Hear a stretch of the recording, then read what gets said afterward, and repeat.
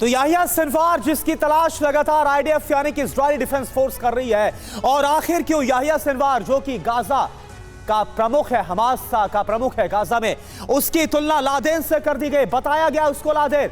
यह खबर आपको बताएंगे। इजरायल हमास जंग का आज 43वां दिन है, दोनों ओर से हमले जारी है। इजरायल ने गाजा के नुसैरत कैंप पर विध्वंसक हमला किया और इसमें 41 लोगों की मौत हो गई। बड़ी संख्या में लोग मलबे में फंस गए।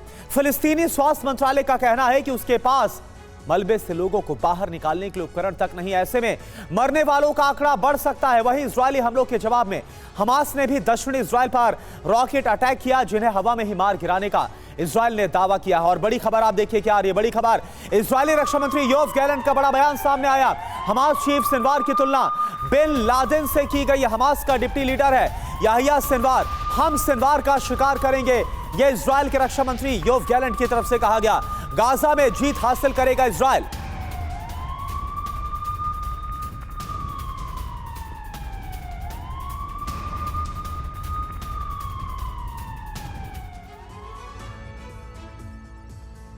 तो हमास का कसाई नया बिन लादेन, इस पर क्या कहा गया इजरायल की तरफ से और कैसा प्रण याहिया सिनवार के खिलाफ किया गया है। ग्राफिक्स के जरिए एक एक जानकारी इंफॉर्मेशन आपके सामने हम रख रहे हैं। तो इजरायल का अंतिम प्रण क्या है? हमास लीडर का जल्द ही खात्मा करना, याहिया सिनवार को खत्म करना। इजरायल पर हमले में याहिया सिनवार की भूमिका अहम थी, यह गैलेंट की तरफ से कहा गया, क्योंकि गाजा में हमास का प्रमुख यही है याहिया सिनवार। अभी किसी भी सहयोगी से संपर्क नहीं कर रहा है सिनवार, यह जानकारी भी है। बंकर में छोटे हिटलर की तरह काम करता रहा है सिनवार। इजरायल की सेना का सिनवार को बंकर में घेरने का दावा भी है कि याहिया सिनवार को घेर लिया गया है, कभी भी उसका खात्मा हो सकता है। सिनवार का शिकार करके जीत हासिल करके हम रहेंगे। इजरायल के रक्षा मंत्री योव गैलेंट की तरफ से यह प्रण और यह बयान दिया गया है याहिया सिनवार के खात्मे को लेकर। लेकिन आप समझ लीजिए कि आखिर याहिया सिनवार है कौन, यह जानना आपके लिए बहुत जरूरी है। आखिर क्यों इजरायली रक्षा मंत्री योव गैलेंट इस बात का प्रण ले रहे हैं कि याहिया सिनवार को जब तक खत्म नहीं किया जाता तब तक गाजा में युद्ध यूं ही चलता रहेगा, तब तक यह जंग खत्म नहीं होने वाली। दरअसल बिन लादेन की तरह हमास के हमले का मास्टरमाइंड है। जो बात इजरायली रक्षा मंत्री योव गैलेंट ने बताई है कि यह नया बिन लादेन है। हमास का deputy chief Yahya Sinwar Gaza में ही मौजूद है। इजरायली डिफेंस फोर्स के रिकॉर्ड में उसे डेडमैन की संज्ञा दी गई, यानी कि चलता फिरता मुर्दा इसे कहा गया। सिनवार को खान यूनिस का कसाई भी कहा जाता है। हमास के राजनीतिक विंग का प्रमुख है ये, पोलित ब्यूरो सदस्य है ये। हमास के आंतरिक सुरक्षा बल अल मजीद की स्थापना भी इसी ने की। इजरायल से समझौते की बात करने वाले को यह मार देता है। साल 2015 में अमेरिका ने आतंकी सूची में याहिया सिनवार को शामिल किया था, यानी ये अंतर्राष्ट्रीय तौर पर भी आतंकी घोषित है।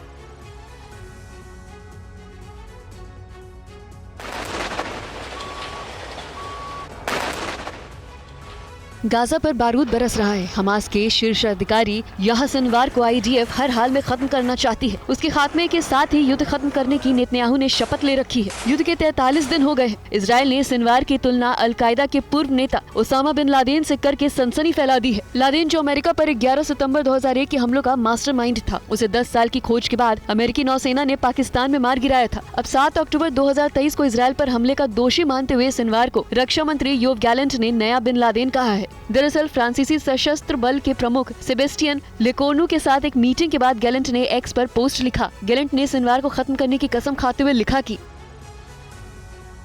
हम स्वतंत्र दुनिया की अग्रिम पंक्ति में हैं। हम इजराइल और दुनिया भर में अपने सहयोगियों के लिए लड़ रहे हैं। सिनवार नया बिन लादेन है। हम उसका शिकार करेंगे और हम जीत हासिल करेंगे।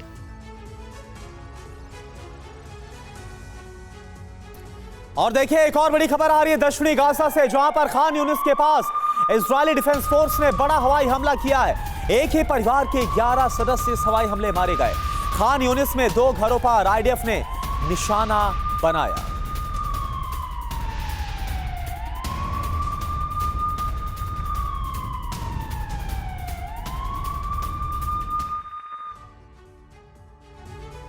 द गार्डियन ने इसकी 2 तस्वीरें पिछले दिनों जारी की थी, जिसमें आबाद गाजा और बर्बाद गाजा की तस्वीरें देखने को मिली थी। अब बर्बादी का दायरा दक्षिण गाजा की तरफ बढ़ने की आशंका है। इजरायली प्रधानमंत्री नेतन्याहू के वरिष्ठ सलाहकार मार्क रेगेव ने स्काई न्यूज से कहा कि आपने देखा कि गाजा शहर का क्या हुआ।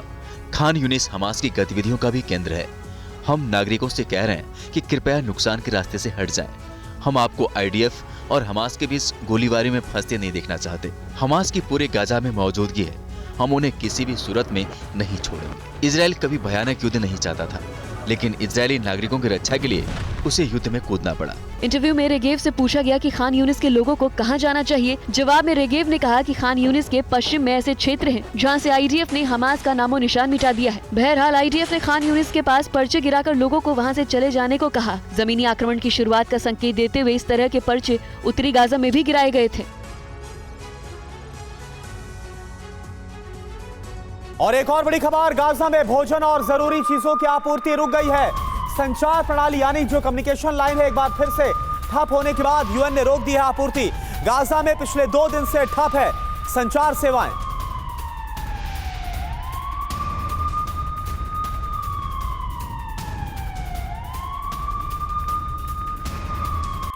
और अल शिफा अस्पताल को लेकर बड़ी खबर, अल शिफा अस्पताल में 24 घंटे में 22 मरीजों की मौत। अस्पताल के डायरेक्टर अल शिफा अस्पताल में पानी और खाना खत्म हो गया, ये बता रहे हैं। अल शिफा अस्पताल में 3 दिन के अंदर 55 मरीजों की मौत हुई है और ये वो मरीज है जो ICU में थे, लाइफ सपोर्ट सिस्टम में थे।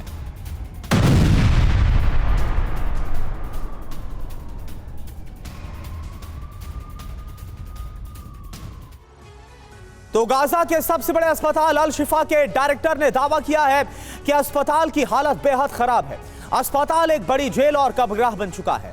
अल शिफा को लेकर अस्पताल का क्या बयान है, क्या बता रहे हैं अल शिफा के डायरेक्टर, आप जरा देखिए। भोजन, पानी, बिजली सब खत्म हो गया है। इतने बुरे हालात इस वक्त अल शिफा अस्पताल में। 3 दिन से अस्पताल में अंधेरा छाया हुआ है, बिजली यहां पर नहीं है। हर गुजरते मिनट के साथ यहां पर एक मौत हो रही है। 3 दिन के अंदर देखिए क्या हुआ, बेहद दुखद। ये 55 मरीजों की मौत हो गई। ये वो मरीज थे जो कि ICU में एडमिट थे, जो लाइफ सपोर्ट सिस्टम पर थे, और एक ही रात में 24 घंटे में 22 मरीजों की मौत हुई है। सभी मरीज ICU में एडमिट थे अस्पताल में। 7000 मरीज इस वक्त एडमिट हैं और मौतों का आंकड़ा और ज्यादा बढ़ सकता है क्योंकि इस वक्त बेहद ही बुरे हालात हैं अस्पताल में। अस्पताल में शवों का अंबार लग गया है, कब्रगाह बन चुका है इस वक्त अल शिफा अस्पताल। शवों को रखने का कोई यहां पर इस्तेमाल नहीं है। ऐसे में यहां पर महामारी भी बढ़ने का खतरा है और भी बीमारियां यहां पर बढ़ सकती हैं। अल शिफा अस्पताल के निदेशक ने यह भी कहा कि इजरायली सेना की एंट्री के बाद अस्पताल में किसी बच्चे की मौत नहीं हुई है। यह हालांकि कहा जा रहा है इजरायली सेना की तरफ से, लेकिन उन्होंने इजरायली सेना से अस्पताल परिसर खाली करने की अपील भी की और साथ ही यह भी दावा किया कि इजरायली सेना को अस्पताल में तलाशी के दौरान कुछ भी आपत्तिजनक नहीं मिला। यानी कि दावे भी बिल्कुल अलग हैं जो कि IDF की तरफ से किए जा रहे हैं।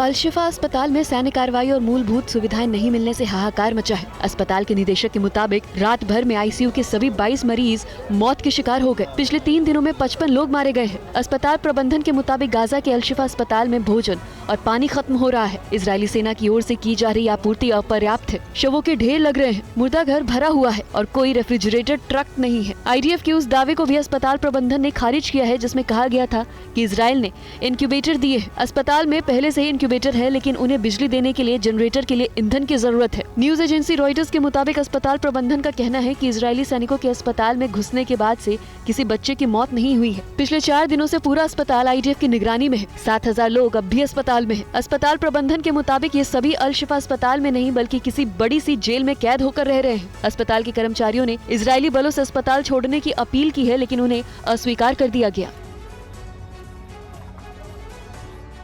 और देखिए इस बीच एक और बड़ी खबर, ईंधन की कमी के बाद गाजा के अस्पतालों का बुरा हाल हो गया है। अल कुद्स अस्पताल में मेडिकल व्यवस्था चरमरा गई है। अल कुद्स में एडमिट मरीजों की हालत बेहद गंभीर है।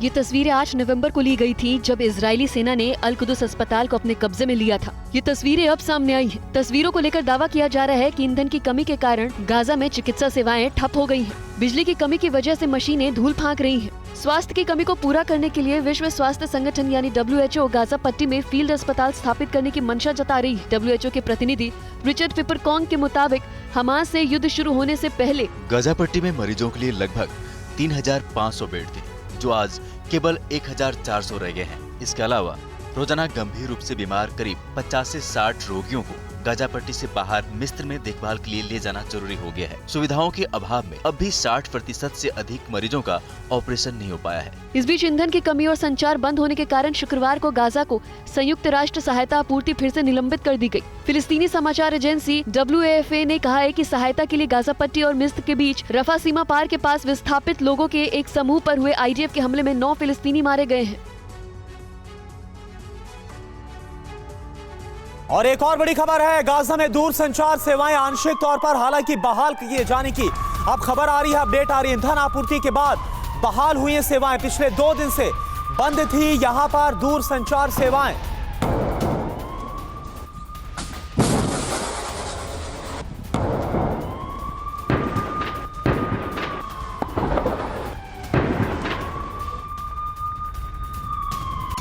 और एक और बड़ी खबर गाजा से, जहां पर इजरायली सेना और हमास के बीच झड़प जारी है। छापेमारी के दौरान हमास ने IDF जवानों पर हमला किया। हमास ने हमले का वीडियो जारी किया है। तस्वीरें जरा आप देखिए, तस्वीरें आपके सामने।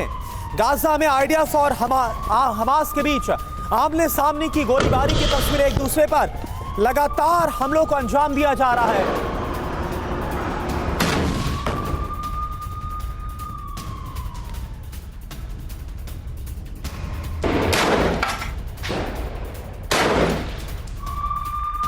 और एक और बड़ी खबर, इजराइल के तेल अवीव में मिसाइल से हमला हुआ।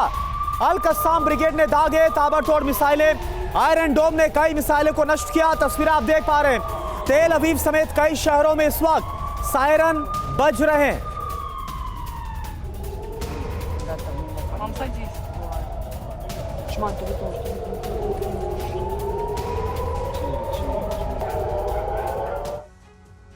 लेकिन इन सब के बीच अगर बात की जाए लेबनान बॉर्डर की, क्योंकि यहां से भी लगातार हिजबुल्लाह IDF के खिलाफ हमले को अंजाम दे रहा है, तो लेबनान बॉर्डर पर इजराइल और हिजबुल्लाह के बीच भी जबरदस्त जंग छिड़ी हुई। इसको लेकर इस वक्त क्या अपडेट है आप जान लीजिए।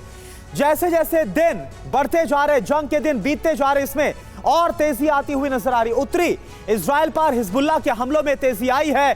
लेबनान बॉर्डर पर इजराइल हिजबुल्लाह के बीच जंग और ज्यादा तेज हो गई है। हिजबुल्लाह ने 10 से अधिक मिसाइल और मोटार दागे हैं। इजराइल के शुमरा, शतुला और मेनारा इलाके पर हमला हुआ है। एंटी टैंक गाइडेड मिसाइल हमले में मेनारा में 4 इजरायली घायल हुए हैं। इसके अलावा तेल अवीव पर हमलों में 3 इजरायली नागरिक घायल हुए, ये जानकारी है।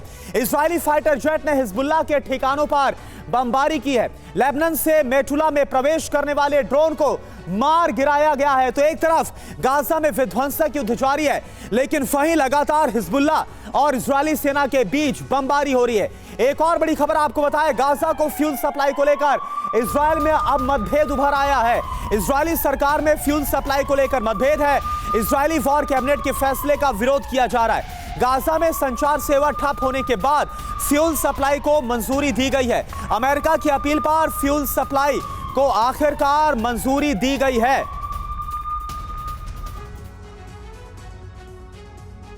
गाजा में ईंधन की कमी दूर करने के लिए इजरायली युद्ध कैबिनेट की अहम बैठक हुई। इस बैठक में बेंजामिन नेतन्याहू, रक्षा मंत्री योव गैलेंट, मंत्री बेनी गेट्स और कई पर्यवेक्षक इसमें शामिल थे। कैबिनेट में फैसला किया गया कि 2 ट्रक ईंधन रोजाना गाजा को भेजा जाएगा। राष्ट्रीय सुरक्षा मंत्री इतमार बेन ग्विर और वित्त मंत्री बेजलेल स्मोट्रिच ने युद्ध कैबिनेट के फैसले की आलोचना की और कहा कि युद्ध कैबिनेट के पास गाजा में ईंधन की शुरुआत को मंजूरी देने का अधिकार नहीं है। गाजा में ईंधन देकर गंभीर गलती कर रहा है। इससे दुनिया में उसकी कमजोरी का संकेत जाएगा। जब तक हमारे बंधकों की रेड क्रॉस से मुलाकात नहीं हो जाती, ये पता नहीं चल जाता कि वो सुरक्षित हैं भी या नहीं। तब तक हमास के इलाके में मानवीय सहायता भेजने का कोई मतलब नहीं। हालांकि मौजूदा फैसले को हमास को खत्म करने के लिए कूटनीतिक पैंतरेबाजी माना जा रहा है। इजराइल ईंधन की डिलीवरी पर नजर रखेगा ताकि ये सुनिश्चित किया जा सके कि ईंधन हमास के लड़ाकों तक न पहुंच सके। बहरहाल रोज 1,40,000 लीटर फ्यूल भेजने की मंजूरी है, जिसमें 1,20,000 लीटर फ्यूल यूएन को दिया जाएगा। ये फैसला अमेरिकी अधिकारियों के अनुरोध के आधार पर लिया गया है,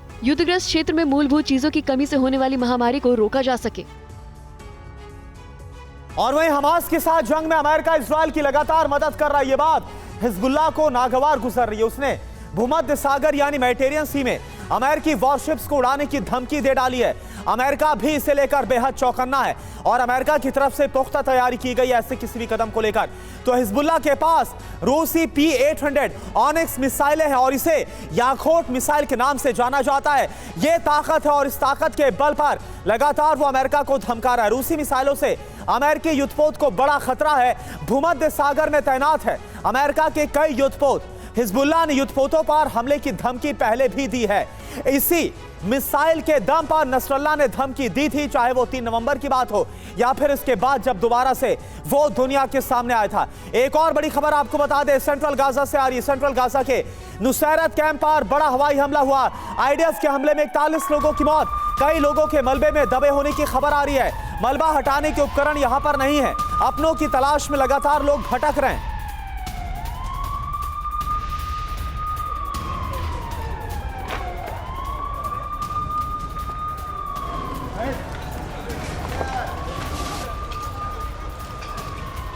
तो आप जरा देखिए सेंट्रल गाजा की तस्वीरें आपके सामने।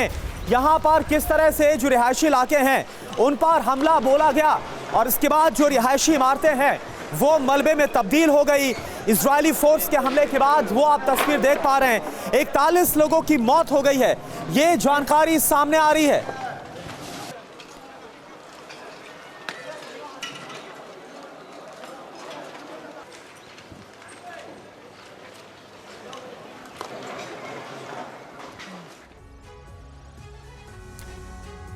और वहीं इससे पहले हमने आपको बताया था कि कैसे हिजबुल्लाह के पास है रूसी P-100 ऑनिक्स मिसाइल और कैसे वो इसके दम पर इजराइल से लेकर अमेरिका को आंखें दिखा रहा है। तो अब आपके लिए जानना जरूरी है कि आखिर क्या है रूसी P-800 ऑनिक्स और इसकी खासियत आप जान लीजिए।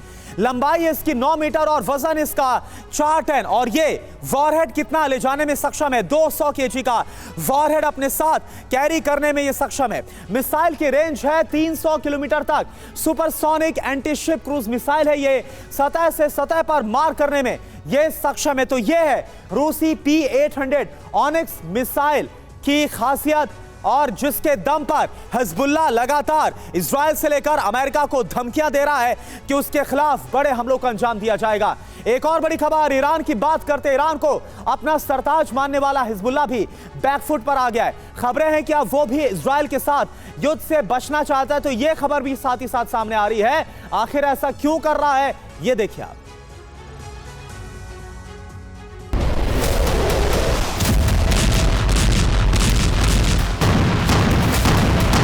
उत्तरी मोर्चे पर इजराइल पहले से कहीं ज्यादा मजबूत है। इजराइल ने अपनी पूरी पकड़ का दावा किया है। ऐसे में यहाँ उसके पास खोने के लिए बहुत कुछ नहीं है। ऐसे में हिजबुल्लाह को लगता है कि दुश्मनी मोल लेना ठीक नहीं है, इससे लेबनान संकट में आ सकता है। यही कारण है कि लेबनान का आतंकी समूह हिजबुल्लाह इजराइल के साथ पूर्ण युद्ध में शामिल होने से बचना चाहता है। उसके संरक्षक ईरान ने भी अपने पांव समेटने शुरू कर दिए हैं। हालांकि इस बीच कल लेबनान से इजरायली समुदायों पर मोर्टार दागे गए, जिसमें किसी नुकसान की खबर नहीं है। लेबनान की ओर से दागे गए ये मोर्टार आदमित और अरब अल अरामशे के उत्तरी समुदायों को निशाना बनाकर गिराया गया था। आईडीएफ का कहना है कि सभी मोर्टार खुले इलाकों में गिरे, जिससे कोई भी क्षति नहीं हुई। हिजबुल्लाह की हिमाकत का आईडीएफ ने करारा जवाब दिया है। इस बीच कुछ तस्वीरें भी सामने आई हैं, जिसमें दिखाया गया है कि हिजबुल्लाह के हमले के जवाब में इजरायली वायुसेना ने लड़ाकू विमानों और हेलीकॉप्टरों के जरिए लेबनानी ठिकानों पर हमले किए। इनमें कई सैन्य मुख्यालय भी शामिल हैं। और देखिए हिजबुल्लाह को लेकर एक और बड़ी खबर आ रही है। हिजबुल्लाह के हमले रुकने का नाम नहीं ले रहे। उसने मध्य इजराइल, जिसमें कि तेल अवीव भी शामिल है, वहां तक कई रॉकेट दागे। इधर उत्तरी गाजा में ऑपरेशन के दौरान आईडीएफ को बड़ी कामयाबी हाथ लगी है।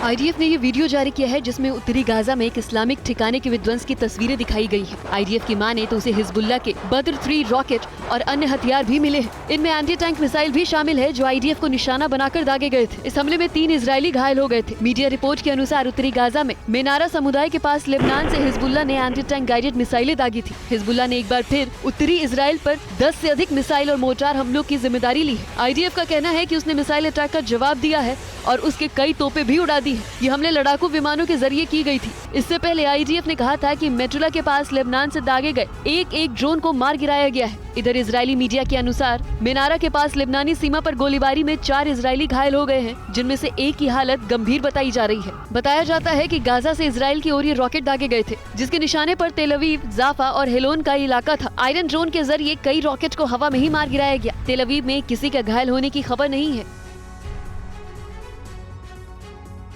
और एक और बड़ी खबर सेंट्रल गाजा से, जहां पर इजरायली सेना के हमले जारी हैं। इजरायली वायुसेना ने शरणार्थी शिविर पर हवाई हमला किया। हमले में कई लोगों के मारे जाने की आशंका है। तस्वीरें आप देखिए।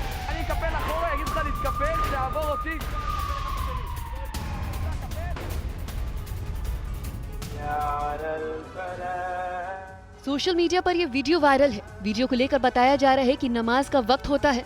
एक मस्जिद के बाहर IDF का एक सैनिक खड़ा होता है।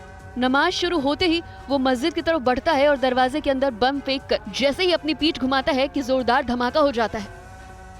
इधर गाजा के शरणार्थी शिविरों पर भी हमले जारी हैं। मध्य गाजा के नुसरत शरणार्थी शिविर पर हवाई हमले में 41 लोगों के मारे जाने की खबर है। हमले के बाद लोग अपने लोगों की तलाश करते दिखे। बताया जाता है कि हाल के हफ्तों में इस क्षेत्र को निशाना बनाया गया है, जिसमें कई बाजार और इमारतों को भी नुकसान पहुंचा है। पिछले हफ्ते एक घर पर हुए हमले में 6 लोग मारे गए थे। IDF का कहना है कि हम उत्तरी गाजा में सैन्य ऑपरेशन अब खत्म करने के करीब पहुंच चुके हैं। टेलीग्राम पर जारी एक वीडियो में IDF प्रमुख हर्जी हलेवी ने कहा है कि IDF गाजा पट्टी के भीतर अपने अभियान जारी रखेगा। फिलहाल गाजा के 20,03,000 लोगों में से अधिकतर पहले ही क्षेत्र के दक्षिण की ओर विस्थापित हो चुके हैं, जो बुनियादी जरूरतों की कमी से जूझ रहे हैं। और एक और बड़ी खबर, इजरायल के अस्पताल से आई भावुक कर देने वाली तस्वीर। हमास के हमले के 40 दिन के बाद मिले इजरायली पति पत्नी। अस्पताल में मिलते ही भावुक हो गए दोनों पति पत्नी। 7 अक्टूबर को हमास के हमले में घायल हुए थे दोनों। अस्पताल में एक दूसरे को देखते ही रो पड़े। तो यह तस्वीर इस वक्त आपके सामने बेहद भावुक कर देने वाली तस्वीर। आप जरा देखिए, हमले के 40 दिन के बाद यह तस्वीर सामने आई। हमास ने जो हमला किया था इजरायल के खिलाफ, और ये दोनों ही पति पत्नी जो कि घायल हो गए थे हमास के हमले में, जो कि इसके बाद इजरायल के अस्पताल में इनका इलाज चल रहा था। लेकिन 40 दिन के बाद जब इन दोनों की मुलाकात हुई तो दोनों कैसे एक दूसरे को देखकर भावुक हो गए।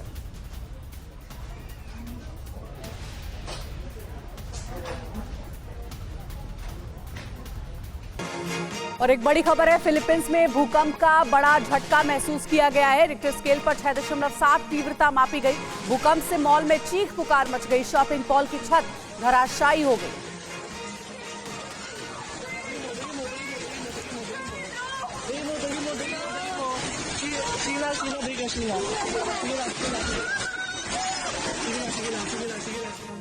तो इजरायल ने घोषणा कर दी है कि उत्तरी गाजा में हमास के ज्यादातर ठिकाने नष्ट किए जा चुके हैं, लड़ाके मारे जा चुके हैं और अब युद्ध का अगला चरण शुरू हो चुका है। अगले चरण का मतलब है दक्षिण गाजा में इजरायल की स्पेशल फोर्सेस का ऑपरेशन।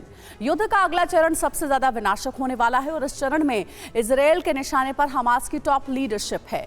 हमास की टॉप लीडरशिप को खत्म करने के लिए इजरायल ने 2 प्लान तैयार किए हैं। इस प्लान को नाम दिया गया है ऑपरेशन डेविड स्टार। देखिए दक्षिणी गाजा में इजरायल के ऑपरेशन की वर्ल्ड एक्सक्लूसिव डिटेल।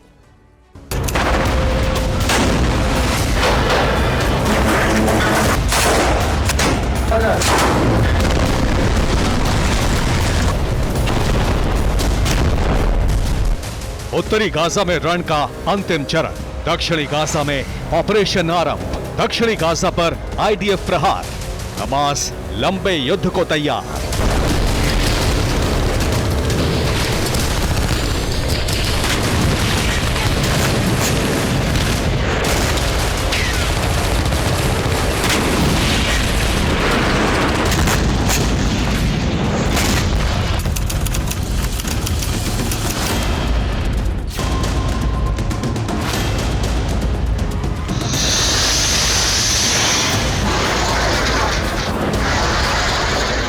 नए चरण की रणभेरी बच चुकी है। उत्तरी गाजा समतल हो चुका है।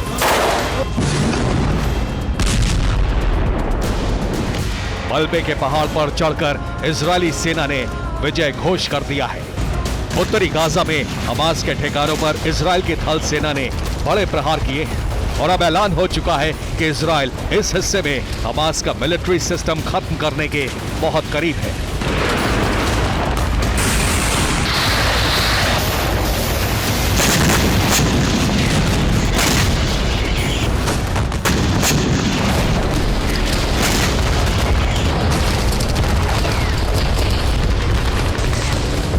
यानी गाजा के बैत हैनान से शुरू हुआ ऑपरेशन अब गाजा सिटी तक पहुंच चुका है और इसी के साथ अगले चरण यानी दक्षिणी गाजा पर बड़े हमलों की घोषणा हो चुकी है।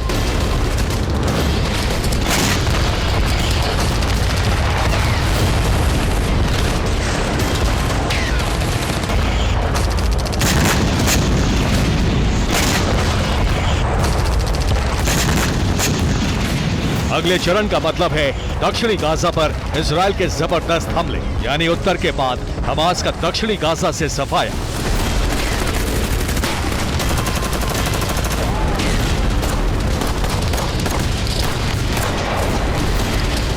दक्षिणी गाजा में इजरायल की सेना ने हमास के ठिकानों को टारगेट करना शुरू कर दिया है।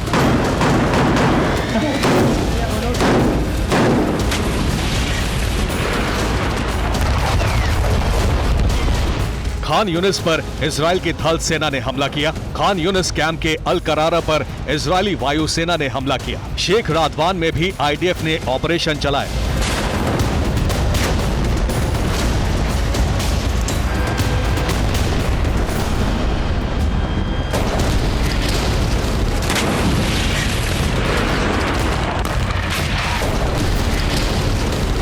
दक्षिणी गाजा ऑपरेशन की कमांड खुद इजरायली सेना प्रमुख ने अपने हाथ में ली है।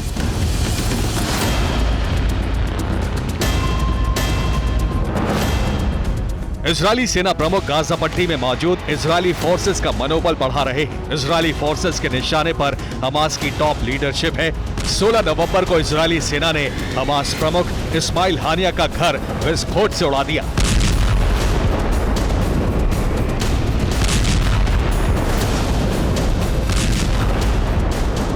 अब हमास कमांडर ने इजरायल के खिलाफ लंबे युद्ध का ऐलान कर दिया है।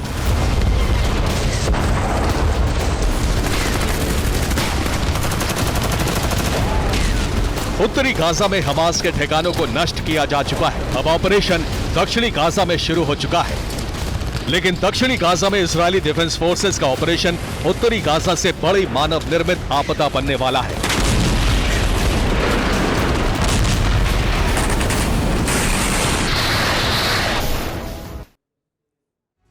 और इस ऑपरेशन में सबसे बड़ी बाधा बनने वाली है दक्षिणी इजरायल की आबादी।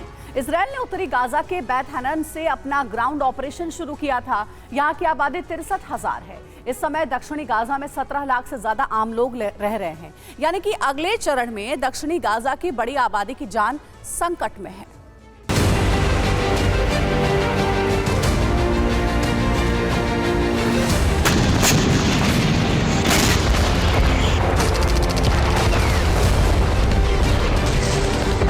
दक्षिणी गाजा के इस मिशन को ऑपरेशन डेविड स्टार नाम दिया गया है।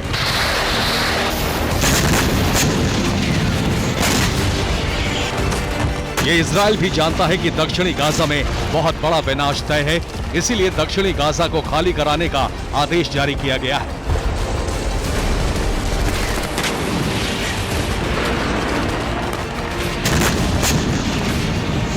पंद्रह नवंबर को इजरायली सेना ने खान यूनिस पर पर्चे गिरा।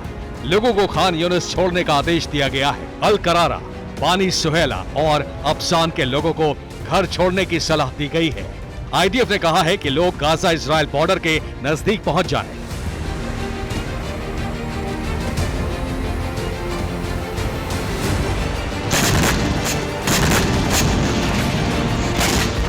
सवाल यह है कि सबसे ज्यादा आबादी वाले दक्षिणी गाजा में इजरायल का मुख्य ऑपरेशन है क्या? दरअसल हमास नेता याह्या सिनवार सहित अल कस्साम ब्रिगेड के कई अहम ठिकाने दक्षिणी गाजा में हैं।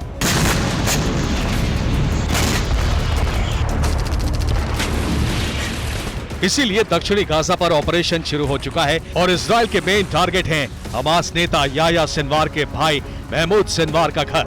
अल कसाम ब्रिगेड का कमांडर मोहम्मद ताइफ का घर अल करारा और बानी सुहेला में अल कसाम के मिलिट्री बेस।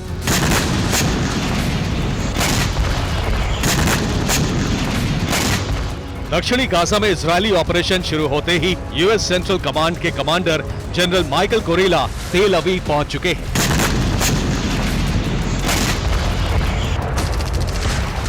दक्षिणी गाजा में इजरायल को सबसे ज्यादा मुश्किलें होने वाली हैं। दक्षिणी गाजा में हमास और अल कसाम के सबसे ज्यादा ठिकाने और लड़ाके हैं, यानी आईडीएफ पर घात लगाकर बड़े हमले हो सकते हैं। इस समस्या के लिए इजरायल ने एक समाधान खोजा है, जिसका नाम है मर्सिनरी ग्रुप, यानी विदेश से किराए पर लाए गए लड़ाके।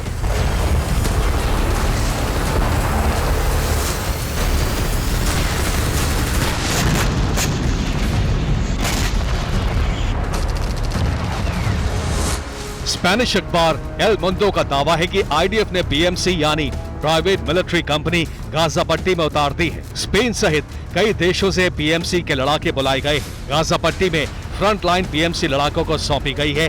दरअसल इजरायल के रिजर्व सैनिक युद्ध क्षेत्र में जाने से इनकार कर रहे हैं। उनकी जगह प्राइवेट मिलिट्री कंपनियों के लड़ाके उतारे गए हैं। इनको एक हफ्ते में 35 लाख रुपए दिए जा रहे हैं।